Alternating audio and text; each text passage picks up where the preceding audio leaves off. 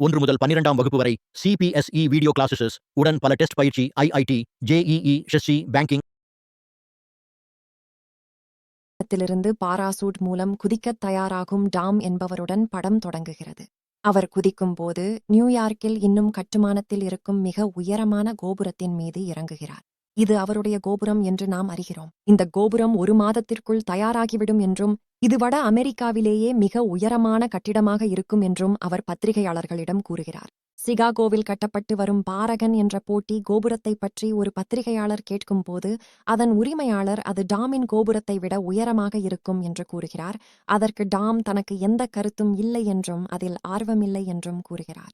பின்னர் டாம் தனது நிறுவனத்தில் ஒரு கூட்டத்திற்குச் சென்று பத்திரிகையாளர்கள் தனது கோபுரத்தை போட்டி கோபுரத்துடன் ஒப்பிடுவதால் தான் வருத்தமடைந்துள்ளதாக தனது ஊழியர்களிடம் கூறுகிறார். கோபுரத்தை எவ்வளவு சீக்கிரம் முடியுமோ அவ்வளவு சீக்கிரம் முடிக்குமாறு அவர் அவர்களிடம் கேட்கிறார்.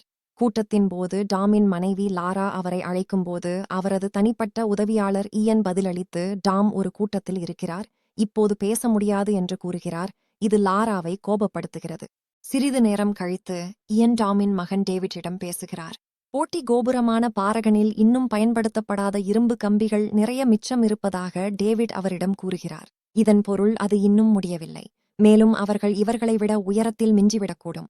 அந்த நேரத்தில் டாம் உள்ளே வந்து டேவிட்டிடம் ஒரு பெட்டியை கொடுத்துவிட்டு செல்கிறார். டேவிட் பெட்டியை திறக்கும்போது இது உன்னை ஒரு உண்மையான மனிதனாக்கும் என்று எழுதப்பட்ட ஒரு குறிப்புடன் கூடிய பாராசூட்டை காண்கிறார். அதன் பிறகு டாம் வீட்டிற்கு திரும்புகிறார். அங்கு அவரது மனைவி பலமுறை அழைத்தும் அவர் பதிலளிக்காததால் வருத்தத்தில் இருப்பதை காண்கிறார்.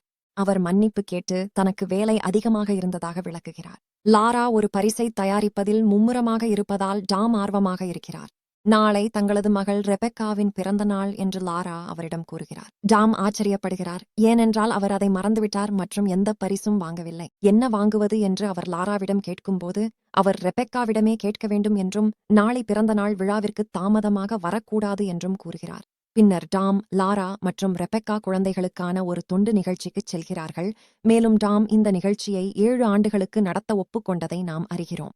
லாரா மைக்ரோஃபோனில் பேசி தனது கணவர் குழந்தைகளுக்கு பிடிக்கும் என்பதால் இதை செய்ததாக கூறுகிறார்.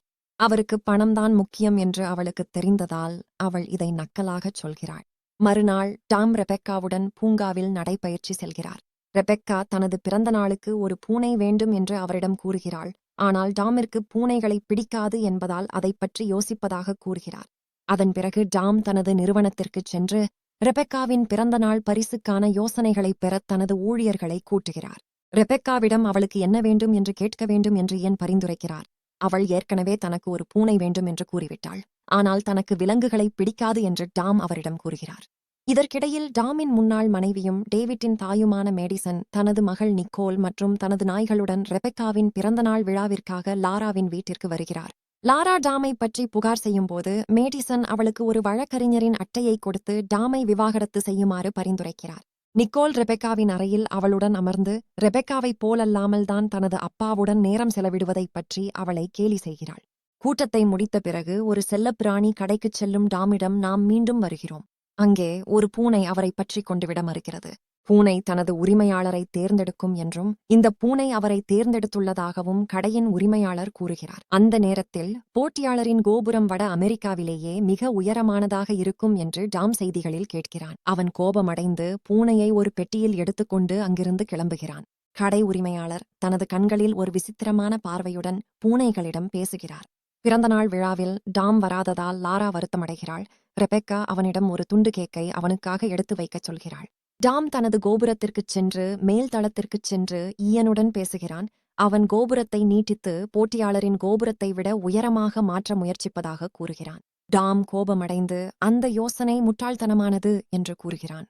மேலும் பிறந்தநாள் விழாவிற்கு தன்னை தாமதப்படுத்தியதற்காக ஈயனை திட்டுகிறான். திடீரென்று கூரையில் மின்னல் தாக்குகிறது. டாம் விளிம்பில் தொங்கிக் கொண்டிருக்கிறான். பூனையின் பெட்டியை பிடித்துக்கொண்டு அவன் ஈயனிடம் உதவி கேட்கிறான். ஆனால் ஈயன் மறுத்துவிடுகிறான். டாமின் முந்தைய எதிர்வினையால் இன்னும் கோபமாக இருக்கிறான். அவனை விழவிட்டு விடுகிறான். டாம் கீழே விழுகிறான். ஆனால் ஒரு எஃப்க்கு தூணை பிடிக்க முடிகிறது. கோபுரத்திற்குள் இருக்கும் தளத்திற்குள் நுழைந்து மயக்கமடைகிறான். டாம் கண்விழித்து பார்க்கும்போது மருத்துவ உதவியாளர்கள் அவனது உடலை மருத்துவமனைக்கு கொண்டு செல்வதை காண்கிறான். அவனது உடல் மருத்துவமனையில் கோமாவில் இருக்கும்போது அவனது ஆன்மா பூனைக்குள் மாறிவிட்டதை உணர்ந்து அவன் அதிர்ச்சியடைகிறான். டாமிற்கு கடுமையான மூளை அதிர்ச்சி ஏற்பட்டதாகவும் அவன் கோமாவில் இருப்பதாகவும் எப்போது குணமடைவான் என்று தெரியவில்லை என்றும் ஒரு செவிலியர் லாராவிடம் சொல்கிறார். பூனை டாம் உயிரோடு இருப்பதை தெரிவிக்க பரிதாபமாக கத்துகிறது. யாரும் புரியவில்லை. லாரா பூனையை வெளியே டேவிட் ரெபெக்காவிடம் அழைத்துச் செல்கிறாள். இயன் வந்து போலி அனுதாபம் காட்டி டாமுக்கு உதவ முயன்றதாக தோல்வியடைந்ததாக சொல்கிறான்.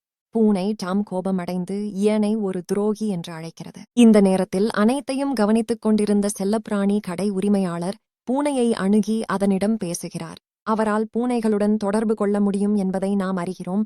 மேலும் அவனது உடல் இறந்தால் அவனது ஆன்மா பூனையின் உடலிலேயே தங்கிவிடும் என்று டாமிடம் கூறுகிறார். இரவில் ரெபெக்காவும் லாராவும் பூனையுடன் வீட்டிற்கு திரும்புகிறார்கள். பூனை டாம் கூண்டிலிருந்து வெளியே விடப்பட்டவுடன் அவன் அலுவலகத்திற்கு சென்று ஒரு செய்தியை எழுத முயல்கிறான். ஆனால் அவனால் பேனாவை பிடிக்க முடியவில்லை. எதையும் எழுத தவறிவிடுகிறான். அவன் டாமின் ஓட்டுநர் உரிமத்தை எடுத்துக்கொண்டு லாராவின் அறைக்குச் சென்று தான் டாம் என்று அவளுக்கு காட்ட முயல்கிறான். அவளுக்கு புரியவில்லை. அவன் விளையாட விரும்புவதாக நினைக்கிறாள். அதனால் நாளை விளையாடலாம் என்று கூறி கதவை மூடிவிட்டு ரெபெக்காவுடன் தூங்கச் செல்கிறாள். டாம் பிறகு தனக்கு பிடித்த பானத்தை எடுத்து வந்து ஒரு கிண்ணத்தில் ஊற்றி குடிக்கிறான். இதனால் அவன் விசித்திரமாக நடந்து கொண்டு வீட்டை அலங்கோலப்படுத்துகிறான். மறுநாள் காலை லாரா பூனை டாமுக்கு காலை உணவாக சூறை மீனை தயார் செய்கிறாள். ஆனால் அது அவனுக்கு பிடிக்கவில்லை. அவன் அதை சாப்பிடவில்லை. ரெபெக்கா கண்விழித்து பூனையை வரவேற்று தான் இதுவரை பெற்ற சிறந்த பரிசு இது என்று கூறுகிறாள். இரவில் பூனை டாம் குளிர்சாதன பெட்டியில் உள்ள காந்த எழுத்துக்களை பயன்படுத்தி ஒரு வாக்கியத்தை எழுதி அதை படிக்க லாராவை அழைக்கிறான். ஆனால் அவளுக்கு புரியவில்லை. அவனுக்கு பசிக்கிறது என்று நினைத்து அவனுக்கு உணவு தயார் செய்கிறாள். டேவிட் வந்து சில வேலை ஆவணங்களை சரிபார்க்க அலுவலகத்தை பயன்படுத்தலாமா என்று லாராவிடம் கேட்கிறான். பின்னர் மேடிசனும் அவளது மகள் நிகோலும் தங்கள் நாய்களுடன் வருகிறார்கள். நாய்கள் பூனை டாமை வீட்டைச் சுற்றி துரத்தத் தொடங்குகின்றன. நிகோல் இறுதியில் நாய்களை அழைத்துச் சென்று கட்டி போடுகிறாள். மேடிசன் டாமின் முன்னிலையில் லாராவிடம் பேசி ஜோஷ் என்ற மனிதனை சந்திக்க வேண்டும் என்று கூறுகிறாள். மேடிசனின் ஆலோசனையால் டாம் கோபமடைந்து அவளது கைப்பையை அலங்கோலப்படுத்துகிறான். அடுத்த நாள் டாம் வீட்டை தொடர்ந்து அசுத்தம் செய்து நிறைய காகிதங்களை கிழிக்கிறான். இதனால் லாரா செல்லப்பிராணி கடை உரிமையாளரை அழைக்கிறாள். இதற்கிடையில் டேவிட் தனது தந்தையை பார்க்க மருத்துவமனைக்குச் செல்கிறான். பின்னர் நிறுவனத்திற்குச் சென்று கோபுரத்தை பற்றி என்ன செய்வது என்று விவாதிக்க ஒரு கூட்டத்தை நடத்துகிறான். இருப்பினும் இயன் தொடர்ந்து குறுக்கிட்டு தானே பொறுப்பில் இருப்பது போல நடந்து கொள்கிறான். மீண்டும் வீட்டில் லாரா செல்லப்பிராணி கடை உரிமையாளரை அழைத்திருக்கிறாள். அவர் வந்ததும் டாம் அவரை உண்மையை சொல்ல வைக்க முயற்சிக்கிறான். கடை உரிமையாளர் பூனையுடன் தனியாக அமர்ந்து அவன் ஒழுங்காக நடந்து கொள்ள வேண்டும் என்று கூறுகிறார். இல்லையெனில் அவன் எப்போதும் பூனையாகவே இருக்கக்கூடும் அல்லது கால்நடை மருத்துவரிடம் அழைத்துச் செல்லப்படுவான். டாம் ஒழுங்காக இருக்க ஒப்புக்கொள்கிறான். கடை உரிமையாளர் பூனையுடன் பேசும் விதம் லாராவிற்கு விசித்திரமாகத் தெரிகிறது. அவர் எப்படி ஒரு பூனையுடன் தொடர்பு கொண்டு அதை புரிந்து கொள்ள முடிகிறது என்று அவள் வியக்கிறாள். சிறிது நேரம் கழித்து ஜாஷ் ஒரு சந்திப்பிற்கு ஏற்பாடு செய்ய லாராவை அழைக்கிறான்.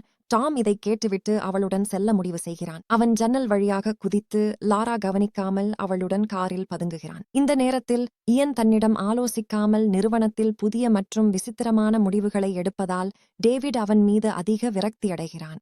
இதற்கிடையில் லாரா ஜாஷின் புதிய வீட்டிற்குச் சென்று அவனிடம் பேசுவதை நிறுத்த வேண்டும் என்று கூறுகிறாள். லாரா பூனை அவர்களுடன் இருப்பதை கவனித்ததும் அவள் வருத்தமடைந்து அங்கிருந்து கிளம்ப அவனை காருக்கு அழைத்துச் செல்கிறாள். கிளம்புவதற்கு முன் லாரா ஜாஷிடம்தான் டாமை விட்டு பிரிய திட்டமிட்டிருந்ததாகவும் ஆனால் டாம் கடைசி நிமிடத்தில் தனது மகளை நினைத்து அவளுக்கு ஒரு பரிசு வாங்கியதால் அந்த பூனைதான் பிரியாததற்கு காரணம் என்றும் கூறுகிறாள். பின்னர் லாராவிற்கு மருத்துவரிடமிருந்து ஒரு அழைப்பு வருகிறது. அதில் டாமின் நிலைமை மோசமடைந்துள்ளதாக தெரிவிக்கப்படுகிறது. அவள் பூனையுடன் வீட்டிற்கு திரும்புகிறாள். அது ரெபெக்காவுடன் அவள் அறையில் தங்கி அவள் தனது தந்தையின் வீடியோவை பார்த்து அழுவதை காண்கிறது. பூனை ரெபெக்காவை உற்சாகப்படுத்த அவளுடன் விளையாட முடிவு செய்கிறது. ரெபெக்கா பூனையை கட்டியணைத்தபடி சிரித்துக்கொண்டே அழுகிறாள். அந்த நேரத்தில் நிகோல் உள்ளே வந்து ரெபெக்கா அழுவதை ஒரு புகைப்படம் எடுக்கிறாள். அவள் அந்த புகைப்படத்தை கிரை பேபி என்ற தலைப்புடன் இணையத்தில் பதிவிடுவதற்கு முன்பே டாம் பூனை அவளிடமிருந்து போனை பிடுங்கி ரெபெக்காவிடம் கொடுத்து நிகோல் அவளுக்கு தெரியாமல் என்ன செய்து கொண்டிருந்தாள் என்பதை வெளிப்படுத்துகிறது. ரெபெக்கா கோபமடைந்து நிகோலின் போனை குளியலறைக்குள் வீசுகிறாள். டாம் பூனை ரெபெக்காவிற்கு அவளது வீட்டு பாடம் செய்ய உதவுவதை நாம் காணலாம். அடுத்த நாள் டேவிட் வீட்டிற்கு வந்து லாராவிடம் இயன் கோபுரத்தை விற்க விரும்புவதாகவும் அதனால் இயன் அவ்வாறு செய்வதை தடுக்க அலுவலகத்திலிருந்து சில ஆவணங்களை எடுக்க வேண்டும் என்றும் கூறுகிறான். டேவிட் அலுவலகத்திற்கு ஒரு பெட்டியை கொண்டு வருகிறான். டாம் பூனை தற்செயலாக அதற்குள் நுழைகிறது. டேவிட் அந்த பெட்டியை நிறுவனத்திற்கு எடுத்துச் செல்கிறான். அங்கே பூனை டேவிடிற்கு முடிவெடுக்கும் உரிமை உண்டு என்பதை நிரூபிக்கும் ஆவணத்தை தேடத் தொடங்குகிறது. இருப்பினும் இயன் அந்த ஆவணத்தை கண்டுபிடித்து கிழித்து விடுகிறான். டேவிட் கிழிந்த காகிதத் துண்டுகளை கவனித்து அவற்றை மீண்டும் இணைக்கும்போது இயனின் மோசடியை கண்டுபிடிக்கிறான். டேவிட் பிறகு தனது தாயை அழைத்து அவளிடம் இன்னும் விவாகரத்து ஆவணங்கள் இருக்கிறதா என்று கேட்கிறான். அவன் வீட்டிற்குச் சென்று நிறுவனத்தில் தனக்கு பங்கு இருப்பதை நிரூபிக்கும் ஆவணங்களை கண்டுபிடிக்கிறான். இந்த நேரத்தில் இயன் மருத்துவமனையில் டாம் இன் உடல்நிலை குறித்த தகவல்களை பெற முயற்சிக்கிறான் மற்றும் டாம் இன் நிலைமை கவலைக்கிடமாக இருப்பதாக லாராவிடம் சொல்லுமாறு செவிலியரிடம் கேட்கிறான். ஆனால் செவிலியர் மறுத்துவிடுகிறார்.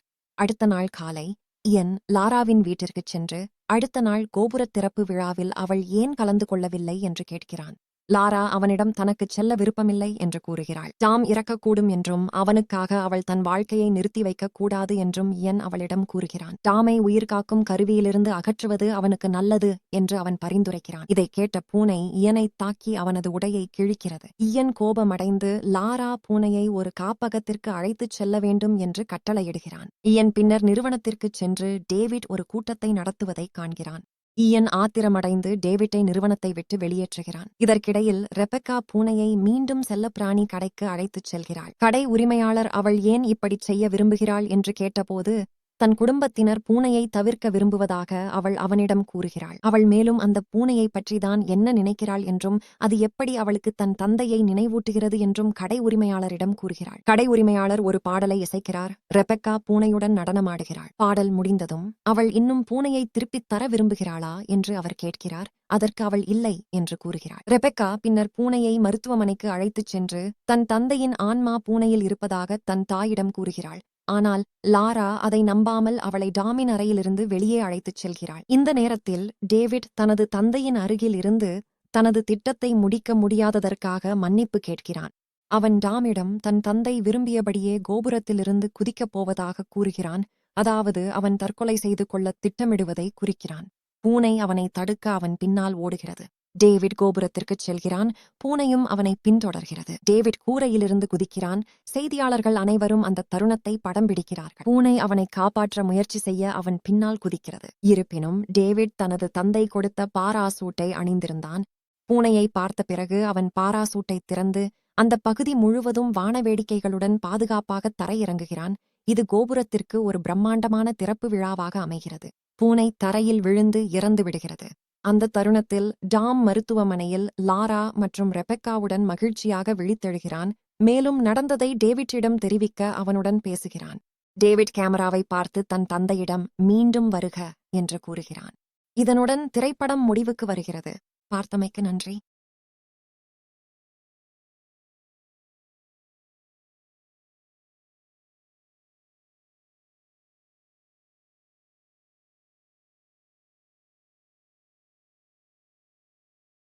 இந்த வீடியோ உங்களுக்கு பயனுள்ளதாக இருந்தால் ஒரு லைக் கொடுங்கள். உங்கள் நண்பர் உடன் பகிரவும். மிக முக்கியமாக எங்கள் சேனலை சப்ஸ்கிரைப் செய்ய மறக்காதீர்கள். புதிய வீடியோக்கள் வரும்போது உடனே அறிந்து கொள்ள மணி ஐகானையும் கிளிக் செய்யுங்கள். நன்றி.